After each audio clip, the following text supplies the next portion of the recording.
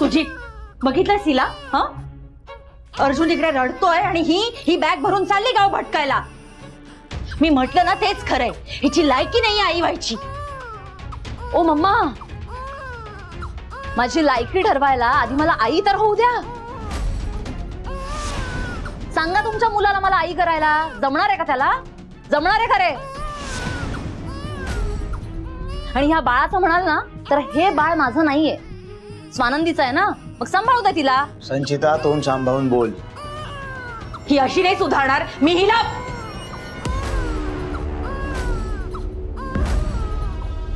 मारा ना मला. का थांबलात? मारा. हे बाळ आल्यापासून या घरात तुमच्यासाठी माझी किंमत फक्त आया इतकीच आहे. मग का थांबायचं मी इथे? का थांबायचं? यासाठी चाललीये मी इथून, कळलं तुला? जा जा, मी सांभाळेन माझ्या नातवाला, तुझी गरज नाहीये. अहो मग मी जायची वाट कशाला बघताय? आत्ता सांभाळा ना. तू नको मला शिकवूस, मी सांभाळेन. तुला जायचंय तिकडे जा, तिकडे पोहोचायला तुला उशीर होत असेल आता. हो मम्मा, तुम्ही नका सांगू मला कुठे जायचंय कुठे नाही जायचंय. मला चांगलं माहितीये मला कुठे जायचंय ते. तुम्ही सांभाळा, तुमच्या बाळाला पण सांभाळा आणि त्याच्या बाळाला पण सांभाळा. सगळ्यांना तुम्हीच सांभाळा. सांभाळेन, मी माझ्या नातवाला सांभाळेन. अर्जुन बेटा, काय झालं? कशाला रडतोयस?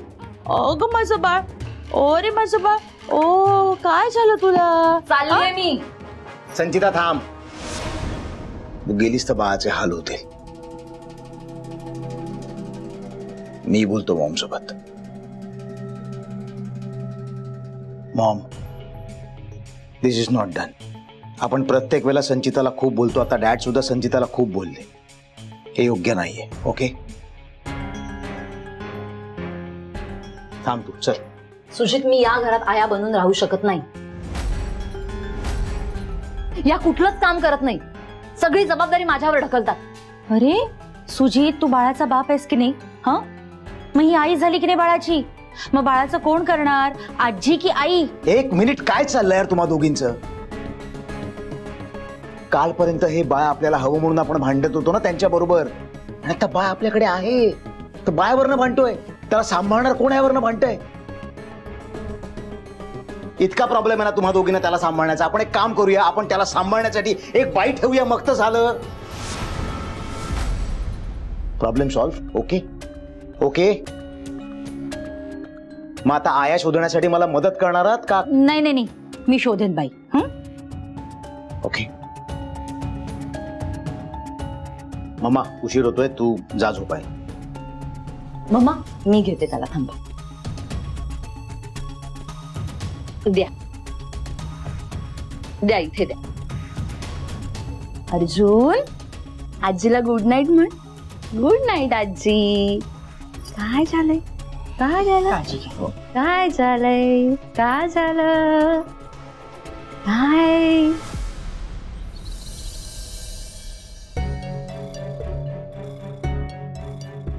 भूक लागली. थँक्यू.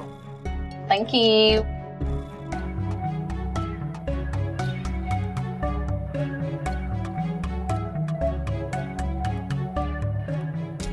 सदा, कॉफी आणि नाश्ता घेऊन ये.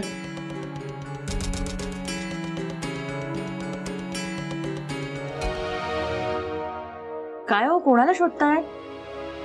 अच्छा, नातवाला शोधताय. काय ना, इतक्या कमी दिवसामध्ये त्याच्या आवाजाची, त्याच्या रडण्याची, त्याच्या असण्याची इतकी सवय झाली आहे ना की तो दिसला नाही किंवा त्याचा आवाज ऐकू आला नाही ना तर चुकल्यासारखं वाटतंय मला.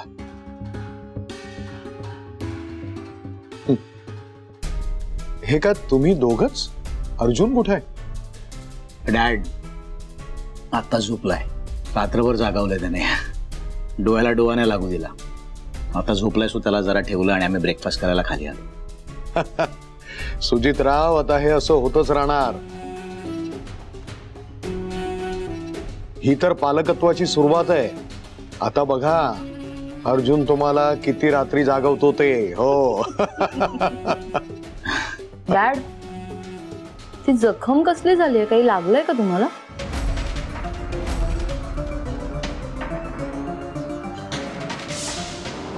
मणी गाडी थांबव, मणी गाडी थांबव. डॅड ते नमस्कार साहेब. वकील साहेब थांबा थांबा थांबा. वकील साहेब आले, आम्ही जरा महत्वाचं काम आहे, वरती बोलतो आम्ही. सदाला सांग नाश्ता आणि कॉफी वरती आणून द्यायला. ठीक आहे, चला या वकील साहेब, या या.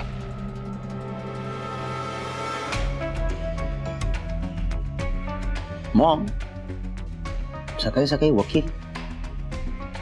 अरे काहीतरी काम असेल म्हणून बोलावलं असेल.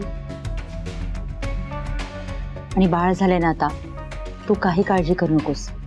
जे काही करतील ते बाळाच्या आणि तुझ्या भल्यासाठी. माझ्या पाठीमागे हे नक्कीच काहीतरी गेम करतात. डॅडना असं काय बोलायचंय वकिलांशी जे आमच्या समोर बोलता येत नाहीये? की फक्त माझ्याच समोर बोलायचं नाहीये? नक्की काहीतरी सुरू आहे. डॅड वकिलांशी काय बोलतायत हे ऐकायलाच पाहिजे.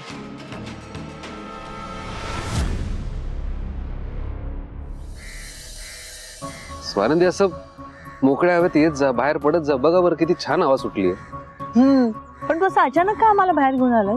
अचानक सांगतो. आई, मला एक सांग, तू असं नोटीस केलंय का की स्वानंदी जरा ऑफ ऑफ असतात, म्हणजे वेगळ्याच धुंदीत असतात. काही दिवसांआधी ना स्वानंदी त्यांचं रुटीन एकदम फॉलो करायच्या. म्हणजे की सकाळी उठून नियमितपणे व्यायाम करायचा, बाहेर यायच्या, विटॅमिन डी घ्यायच्या.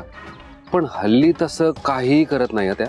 हे बरोबर नाही ना स्वानंदी? हे चुकीचं आहे. तुम्ही स्वतःकडे लक्ष द्यायला हवं, जे की देत नाहीये. पण मला असं वाटतंय यावर उपाय म्हणून आपणही स्वानंदी सोबत त्या सगळ्या ऍक्टिव्हिटी करत जाऊ ज्या स्वानंदी करायच्या.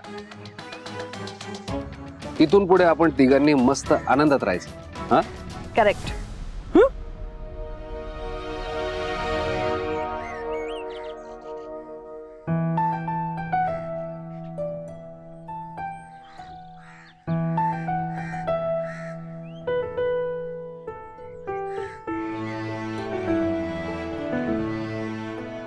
स्वानंदी, हे बघा, मला कळतंय सरपोतदारांनी खूप नुकसान केलंय आपलं, याआधी करत आले. पण काल ज्या प्रकारे तुम्ही सुरा घेऊन त्यांच्या घरात घुसला, मारायचा प्रयत्न केला, ते चुकीचं आहे. त्याने आपण खूप अडचणीत येऊ शकतो. मी अगदीच समजू शकतो की कुठल्याही आईकडून तिचं बाळ हिरावून घेतल्यानंतर ती आई तसं वागूच शकते. खूप स्वाभाविक आहे ते. पण आपली केस जरा आपण पेशंटली हँडल करायला हवी ना स्वानंदी?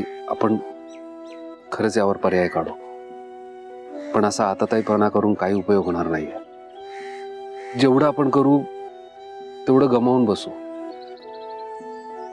प्लीज मला समजून घ्या. आपण खरंच यातून काहीतरी मार्ग काढू. आणि तुमची देवी आई आहे ना तुमच्या सोबत, ती नक्की मार्ग दाखवेल. बघा तुम्ही.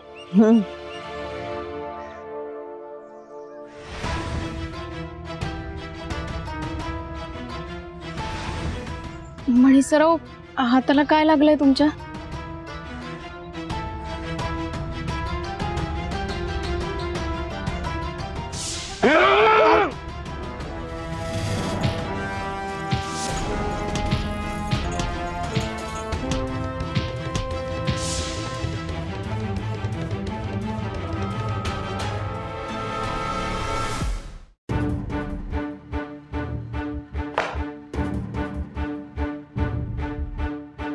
साहेब, म्हात्रे सरांनी सांगितल्याप्रमाणे मणी आणि वॉर्डन यांना त्यांचा हक्क देण्याचे सगळे पेपर्स तयार ठेवतात मी केव्हापासून.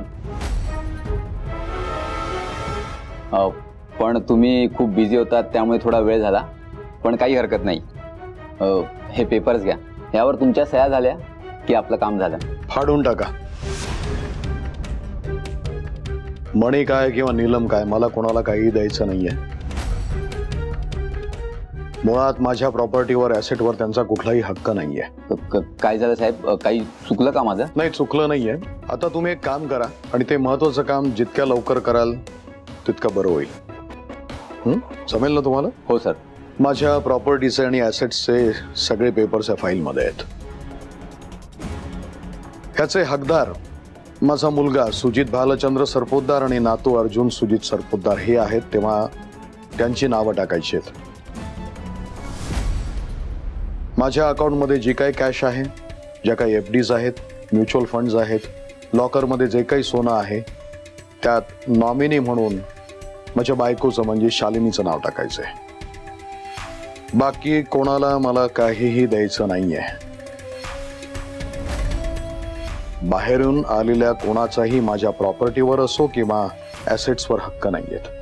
समजलं तुम्हाला? म्हणजे माझ्या नावावर काहीच नाही? मी आयुष्यभर गुलाम बनून राहायचं इथे? ठीक आहे सर, मान्य आहे. पण यामध्ये तुम्ही तुमच्या दुसऱ्या मुलाला काहीच देत नाहीत. कायद्याने तो पण. तुम्हाला जेवढं सांगितलंय तेवढंच करायचं. हो साहेब. बरं, आणि कायद्याच्या चौकटीत राहून आम्हाला करायचं असतं तर मग तुमची काय गरज पडली असते ना, नाही का? तुमचा धंदा कशावर चालतो? तर आमच्यासारखे क्लायंट्स जे आहेत, ज्यांचे धंदे चौकटीच्या बाहेरचे असतात, ते तुम्हाला सेटल करायचं असतं म्हणून ना. हो. तेव्हा ह्यामध्ये माझी बायको शालिनी, माझा मुलगा सुजित आणि नातू अर्जुन ह्या व्यतिरिक्त कोणाचंही नाव टाकायचं नाहीये. ठीक आहे साहेब. काय नीच माणूस आहे हा म्हातारा. याला जाब विचारणारच मी. नाही नाही, नको. वकिलांसमोर तमाशा नको विनाकारण. आता हे सगळं कायद्याच्या चौकटीत कसं बसवायचं हे तुमचं काम आहे. जमेल ना? हो हो साहेब. न जमायला काय झालं, मला थोडा वेळ द्या. मी थोडा स्टडी करतो आणि बसवतो यात चौकटीत. काही काळजी नका करू सर, होऊन जाईल काम. सर निघू मी? या.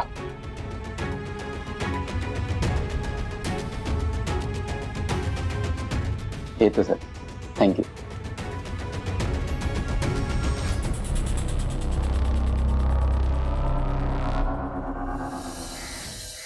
म्हणे सर काय विचारते मी, काय लागलंय तुमच्या हाताला? स्वानंदी, तुम्ही हसाल, जाऊ द्या. ते काय झालं ना, काल पाऊस चालू होता. मी पावसात भिजायचं नाही म्हणून पळत गेलो तर पाय सटकला आणि पडलो. त्यामुळे खर्चटलंय जरा, बाकी काही नाही.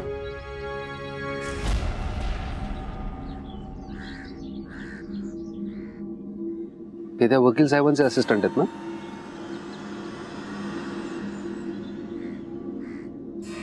ते इतक्या सकाळी इथे?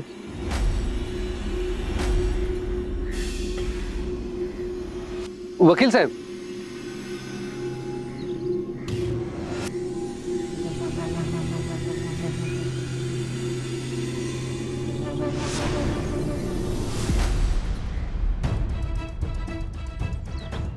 आवाज दिल्यावर घाबरण्यासारखं काय होतं?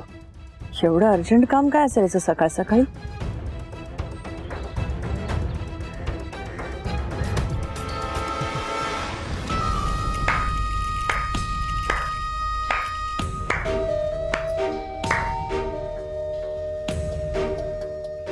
क्या बात है डॅड. कनिंगनेस आणि चालाखीमध्ये तुमचा हात कुणीही धरू शकणार नाही. लोकांचा स्वार्थीपणा जिथे संपतो तिथे तुमचा सुरू होतो. क्या बात है. या कानाचं त्या कानाला कळू न देता गळ्यावरून सुरी फिरवण्यात माहीर आहात डॅड तुम्ही. खरंच मानलं हो तुम्हाला. काय काम आहे? Dad chill. तुमची ही नाटकं, तुमचं हे इनोसंट वागणं बाकीच्यांना दाखव. मी संचित आहे, पुरती ओळखून आहे तुम्हाला. डॅड मला कळलंय, तुमच्या प्रॉपर्टी पैकी तुम्ही काहीही माझ्या नावावर करणार नाही आहात.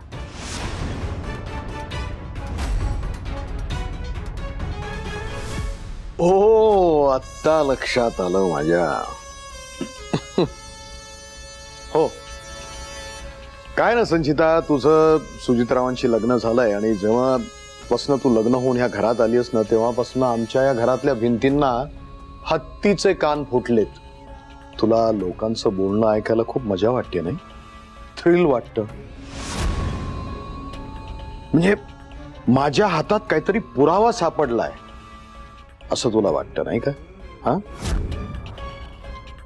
आणि हो, आता तुझ्या प्रश्नाचं उत्तर मी तुला काहीही देणार नाहीये.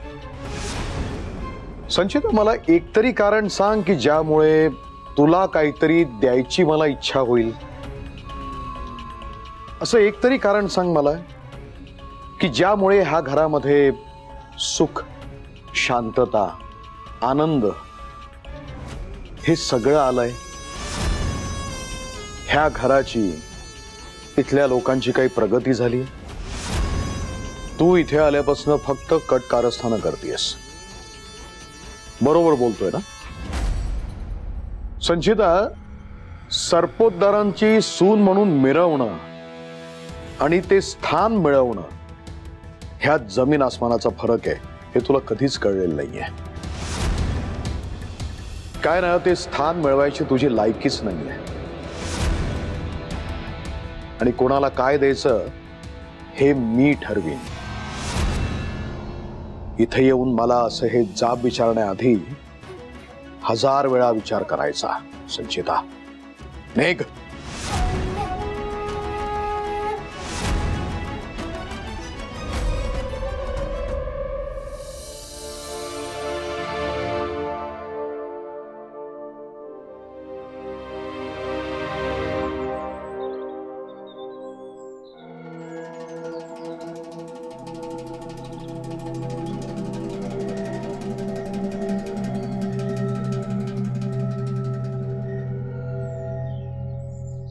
ओ मॅडम,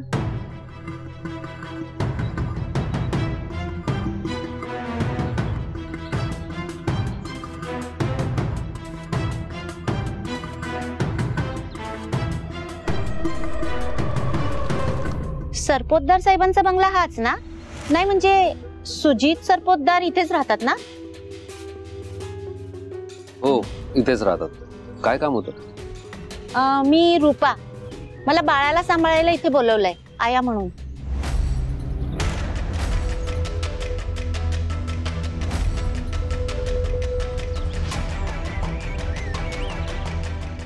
ओ बाई,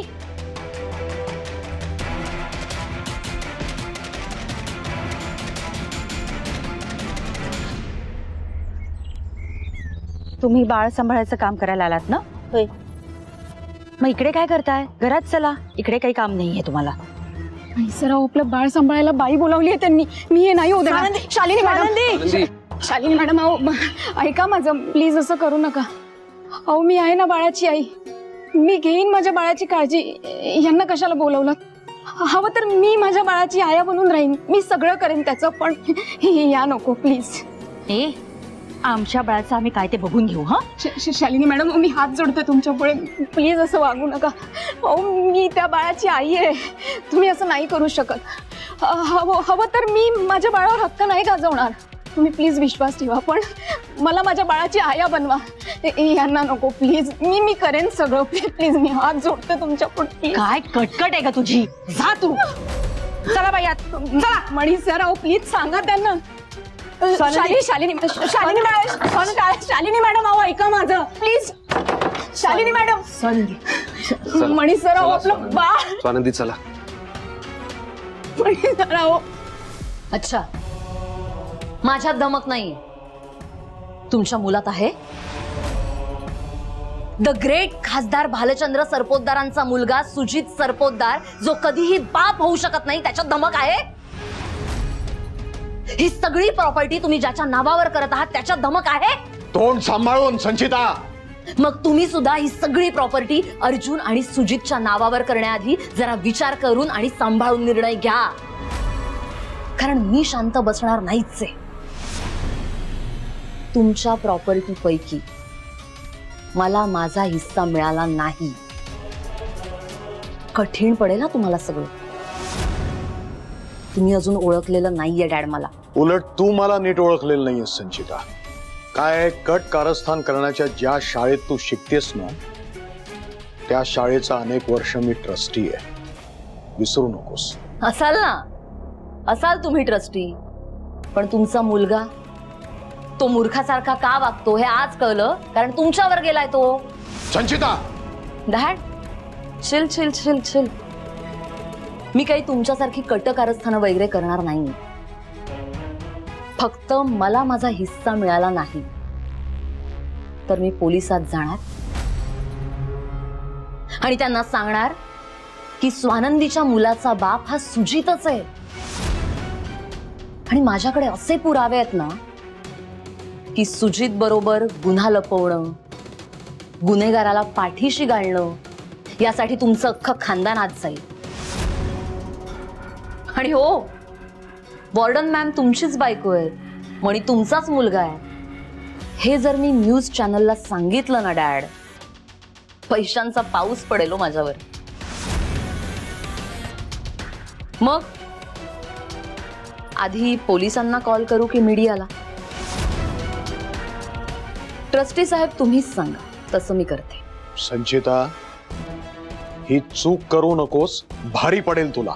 छे छे, मी चूक करतच नाहीये. चूक तुम्ही केलीये.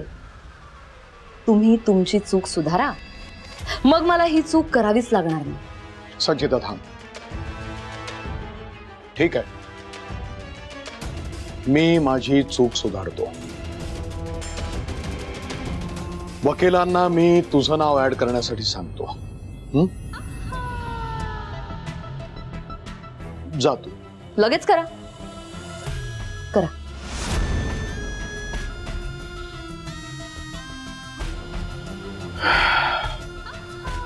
डॅड, फोन स्पीकरवर टाका. ते काय आहे, वकील साहेबांचा आवाज खूप आवडतो मला. स्मार्ट आहेस. डॅड, तुम्ही ट्रस्टी असलेल्या शाळेत शिकले, मी हुशार असणारच.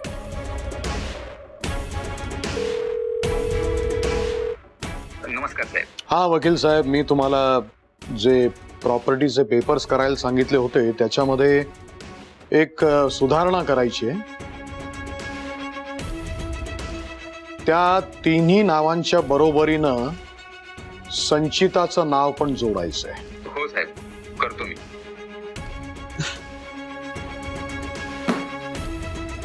Thank you dad, really very thank you.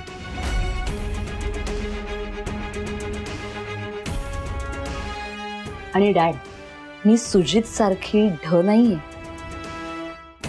पहिल्या बेंचवर बसणारी विद्यार्थिनी आहे, लक्षात ठेवा.